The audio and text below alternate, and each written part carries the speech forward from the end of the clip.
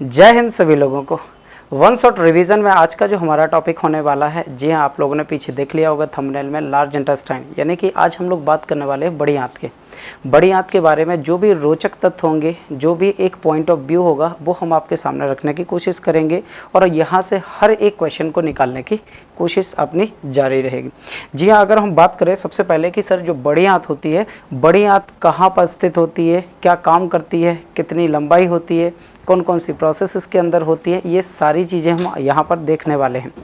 सबसे पहले हम बात करते हैं कि लार्ज इंटेस्टाइन की टोटल लेंथ कितनी होती है। अगर आपसे कुल लंबाई कभी कभी पूछी जाती है कि इसकी कुल लेंथ कितनी होती है, लगभग आपको बताना है 1.5 मीटर, लगभग 1.5 मीटर के करीब करीब, या फिट में अगर बात करें तो लगभग 5 फीट के करीब करीब हमारी बड़ी आंत की लंबाई होती है। परंतु ये स्मॉल इंटेस्टाइन से कैसी होती है, छोटी होती है। स्मॉल इंटेस्टाइन की जो टोटल लेंथ थी वो लगभग कितनी थी, 6 मीटर 25 सेंटीमीटर के करीब करीब थी।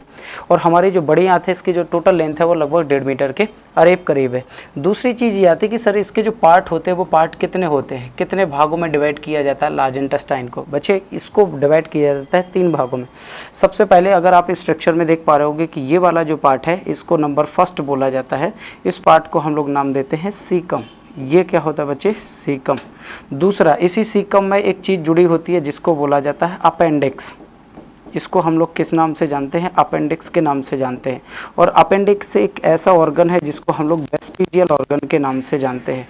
वेस्टिजियल ऑर्गन क्या होते हैं, ऑलरेडी आपको मैं बता चुका हूं कि बॉडी के ऐसे ऑर्गन जो हमारे शरीर में होते हैं बट ज़्यादा ये रोल प्ले नहीं करते हैं।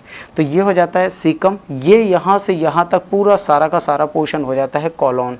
कौन सा हो जाता है बच्चे, कॉलोन हो जाता है। तो इधर मैंने लिख दिया कि सर ये कॉलोन है। और सबसे थर्ड में ये जो लास्ट वाला आपको पोर्शन दिख रहा है ना, ये वाला जो लास्ट वाला पोर्शन है इसको हम नाम क्या दे देंगे, दैट इज़ कॉल्ड रेक्टम। ये क्या हो जाता है बच्चे, रेक्टम हो जाता है। और रेक्टम के बाद जो लास्ट में ये बचता है इसको बोला जाता है एनल कैनाल। एनल कैनाल बोला जाता है। और जो एनल कैनाल होती है, या तो इसी को आप एनस का नाम भी दे सकते हो। और इसमें जो मसल्स होती है ना, ये भी बच्चे क्या होती हैं, सारे के सारे आपके जो आपकी बॉडी से कंट्रोल होने वाली मसल्स होती हैं वो भी यहाँ पर प्रेजेंट होती है, जिसके द्वारा जो फीसेस होता है, जो मल होता है, वो हम त्याग पाते हैं या निकाल पाते हैं। लेकिन सर जो कॉलोन होता है ना, कॉलोन के बारे में भी 3-4 तथ्य आपको याद होना जरूरी है कि कॉलोन यहाँ से लेकर ये सारा पार्ट किसका होता है, कॉलोन का। और कॉलोन के भी 3 भाग होते हैं। कौन कौन से भाग होते हैं, सबसे पहले होता है असेंडिंग कॉलोन। पहला हो जाता है असेंडिंग कॉलोन, असेंडिंग कॉलोन। दूसरा हो जाता है बच्चे डेसेंडिंग कॉलोन, डेसेंडिंग कॉलोन। और तीसरा हो जाता है बच्चे जिसको हम लोग बोला जाता है ट्रांसवर्स। क्या हो जाता है, ट्रांसवर्स कॉलोन। अब ये तीनों कहाँ कहाँ प्रेजेंट है, बहुत ध्यान से सुनो। ये यहाँ से लेकर यहाँ तक का ये होता है पहला वाला, जिसको हमने ये नाम दिया है। ये यहाँ से लेकर ये वाला भाग होता है, ये होता है ट्रांसवर्स, ये दूसरा वाला भाग हो गया। और ये यहाँ से लेकर ये होता है तीसरा वाला, जिसको हम लोगों ने क्या नाम दिया है, डेसेंडिंग। तो अगर मैं टोटल नंबर ऑफ पार्ट्स की बात करूँ तो कितने भागों में डिवाइड किया जाता है, दैट इज़ कॉल्ड 3 टाइप्स। कौन कौन से होते हैं, नंबर फर्स्ट होता है आपका सीकम, नंबर सेकेंड होता है कॉलोन। कॉलोन के भी 3 भाग हैं, एक है जाता है असेंडिंग, ये ट्रांसफर, और ये डेसेंडिंग। और सबसे लास्ट में कौन हो जाता है, रेक्टम हो जाता है। अब सर आता है कि सर जहाँ पर हमारी स्मॉल इंटेस्टाइन खत्म होती है, यहाँ पर क्या चीज़ें प्रेजेंट होती है और क्या क्या काम करती है, इसको बोला जाता है इलियोसिकल वाल्व। अगर मैं चाहूँ तो इसको इधर पर क्या कर रहा हूँ, नाम दे रहा हूँ, that is called ileocaecal valve. और ये इलियोसिकल वाल्व क्या काम करेगा कि जो भी स्मॉल इंटेस्टाइन के बाद अनडाइजेस्टेड फूड बचेगा वो कहाँ आ जाएगा, इस वाले एरिया में आ जाएगा, लार्ज इंटेस्टाइन में। और लार्ज इंटेस्टाइन में बहुत सारे बैक्टीरिया होंगे और ये बैक्टीरिया दोबारा से स्मॉल इंटेस्टाइन में इंटर ना कर पाएँ, इसके लिए यहाँ पर एक वाल्व होता है, that is called ileocaecal valve. और यही वो वाल्व होता है जो रोक देता है इसको। अब देखो एक एक करके मैंने यहाँ पर डिफाइन कुछ टर्म लिखे हैं। इसमें लिखा है undigested and unabsorbed substance called faeces. अब ये फीसिस क्या होता है, फीसिस का मतलब होता है कि जो भी हमारे बॉडी ने डाइजेस्ट किया हुआ फूड मटेरियल है उसको क्या कर लिया, एब्जॉर्ब कर लिया। लेकिन जो बच गया सब्सटेंस है, जो अनडाइजेस्टेड है, डाइजेस्ट नहीं हो पाया है, वो कहाँ पर आ गया है, ये लार्ज इंटेस्टाइन में आ गया। और लार्ज इंटेस्टाइन में आने वाला जो सब्सटेंस होता है दैट इज कॉल्ड फीसिस। क्या नाम दिया जाता है, फीसिस नाम दिया जाता है। इंटर इनटू सीकम, कहाँ पर इंटर करेगा बच्चे, सीकम में इंटर करेगा। किसके माध्यम से, थ्रू इलियोसिकल वाल्व। किसके माध्यम से? इलियोसिकल वाल्व के माध्यम से स्मॉल इंटेस्टाइन में सारा का सारा फूड मटेरियल एब्जॉर्ब हो जाता है जो डाइजेस्टेड हो चुका है। बट जो अनडाइजेस्टेड है, जो डाइजेस्टेड नहीं हुआ है, जो एब्जॉर्ब नहीं हो पाया है, वो कहाँ जाता है? बड़ी आंत में। किस वाल्व के द्वारा? इलियोसिकल वाल्व के द्वारा। जैसे ही ये भोजन इधर की तरफ आता है, ये इलियोसिकल वाल्व क्या हो जाता है? क्लोज हो जाएगा, बंद हो जाए, ताकि ये फूड मटेरियल दोबारा से छोटी आंत में या स्मॉल इंटेस्टाइन में ना जा पाए। फिशिस का मतलब होता है मल, जो भी हम जिसको मल के नाम से हम लोग जानते हैं, या वेस्ट मटेरियल, वही चीज़ होती है। आगे इसमें लिखा है it prevent the back flow of faecal matter. देखो जो इलियोसिकल वाल्व होता है ना, ये क्या काम करेगा कि ये जो फीसिस मैटर आया था, अनडाइजेस्टेड फूड आया था, मल आया था, ये मल दोबारा से स्मॉल इंटेस्टाइन में क्या ना कर जाए? इंटर ना कर जाए। इसके लिए क्या लगा होता है? फिशिस वाल्व लगा होता है, जिसको इलियोसिकल वाल्व भी कहा जाता है। और सर जो फिशिस होता है ना, जो मल होता है ना, इसका कलर कैसा होता है? हल्का सा येलो कलर होता है। किसके कारण होता है सर? इसके लिए कोई ना कोई पिगमेंट रिस्पॉन्सिबल होता है। कौन सा पिगमेंट? याद करो, हमारे जो ब्लड होता है उसका कलर कैसा होता है? रेड। किसके कारण? हीमोग्लोबिन के कारण। यही हीमोग्लोबिन आगे चल के ब्रेक होता है तो बिलीरुबिन और बिलीवर्डिन लीवर में तैयार होते हैं, और वो भी दोनों के दोनों कलर प्रोवाइड कर रहे थे। जब बिलीरुबिन भी आगे चल के क्या होता है? टूटता है, तो फिर क्या बना लेगा? एक पिगमेंट बना लेगा, जिसको बोला जाता है स्टर्कोविलिन। और यही वो स्टर्कोविलिन होता है जिसके कारण जो फिशिस होता है, यानी जो मल होता है, उसका जो कलर होता है वो कैसा होता है बच्चे? येलो कलर का, हल्का सा पीला रंग होता है। नेक्स्ट आगे आ जाओ।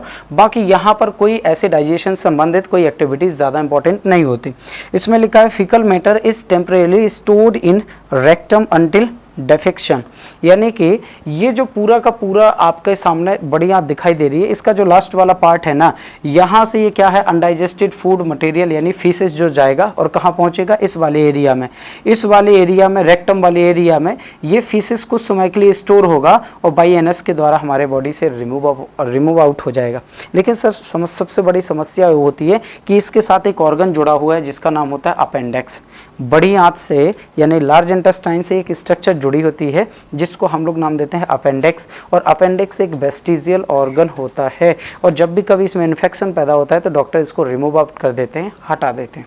अब थोड़ा सा और आगे चलेंगे कि सर जो लार्ज इंटेस्टाइन होती है, लार्ज इंटेस्टाइन के अंदर कुछ बैक्टीरिया यहाँ पर प्रेजेंट होते हैं। और वो कौन कौन से बैक्टीरिया होते हैं? सबसे पहले कौन सा बैक्टीरिया होता है?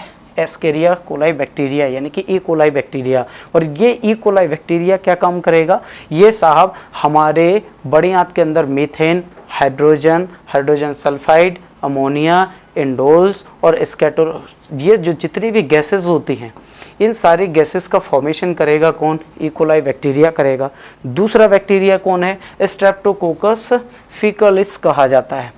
ये बैक्टीरिया क्या करेगा? ये बैक्टीरिया कुछ विटामिन को सिंथेसिस करेगा, कुछ विटामिन को निकालेगा। वो विटामिन कौन कौन है? सर V1 है, सर V2 है, सर B12 है, सर बायोटिन है और विटामिन K है। ये सारे के सारे विटामिन का जो सिंथेसिस होता है या फॉर्मेशन होता है, कहाँ पर होता है? लार्ज इंटेस्टाइन में, विद द हेल्प ऑफ किसके मदद से? स्ट्रेप्टोकोकस फीकलिस बैक्टीरिया के माध्यम से।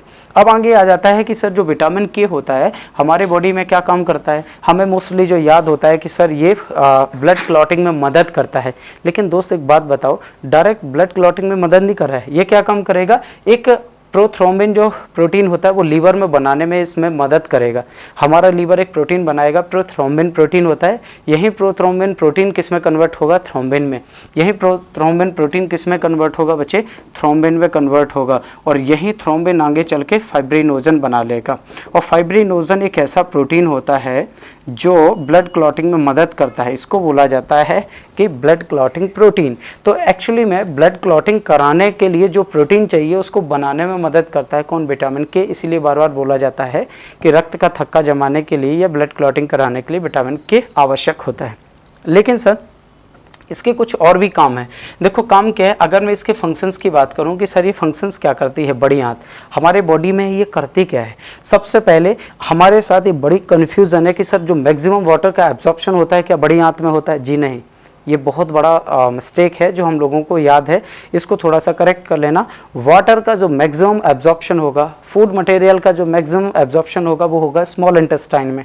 बड़ी आंत में, लार्ज इंटेस्टाइन में कुछ ही वाटर क्या होगा, एब्सॉर्ब होगा। तो पहला पॉइंट मैंने वही कवर किया है, एब्जॉर्प्शन ऑफ सम वाटर। देखो होल वाटर नहीं लिखा है, some water, minerals and certain drugs, इन सभी को एब्सॉर्ब करने का काम कुछ कुछ मात्रा में कौन करेगा, लार्ज इंटेस्टाइन करेगी। Number second, secretion of mucus for adhering and lubrication faeces for an easy passage. देखो जो भी यहाँ पर क्या आया था, फिकल्स आए थे, फीसेस आए थे, ठीक है, ये फीसेस मल होते हैं और ये मल में लुब्रिकेशन बनाना ताकि ये बहुत आसानी के साथ बड़ी आंत के द्वारा और एनस के द्वारा हमारे बॉडी से क्या हो जाए, रिमूव आउट हो जाए। ये सारा काम किसका होता है, लार्ज इंटेस्टाइन का। साथ ही साथ कभी अगर आपसे पूछे कि विटामिन जो वी बन रहा है, ये विटामिन वी का क्या काम होता है, तो विटामिन बी का आपको याद रखना है कि जो इसके द्वारा वाटर का एब्जॉर्प्शन हो रहा है ना, यानी कि बड़ी आंत के द्वारा कुछ पानी का एब्जॉर्प्शन हो रहा है ना, इसमें मदद कौन करेगा, विटामिन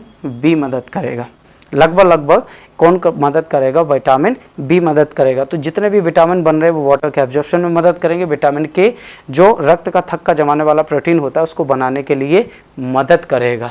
तो ये सारे के सारे जो फंक्शंस होते हैं वो लगभग आपको बड़ी आंत से यानी कि लार्ज इंटेस्टाइन से याद करके रखना है। और एग्ज़ाम देने जाने से पहले एक बार ये जो वन शॉट रिवीजन सीरीज आपके लिए बनाई जा रही है और चलाई जा रही है, इसको बहुत अच्छी तरीके से आपको रिवाइज करके जाना है ताकि एक भी क्वेश्चन, अपन ने पूरे एनसीईआरटी बेस्ड सारे पॉइंट को यहाँ कवर किया हुआ है। और आई थिंक आप लोगों को ये वीडियो, ये सीरीज बहुत ज़्यादा पसंद आ रही होगी। ऐसी वीडियो के लिए बने रहिए गुरुनीट इंदौर के साथ। मिलते हैं अगले वीडियो में, तब तक के लिए नमस्कार।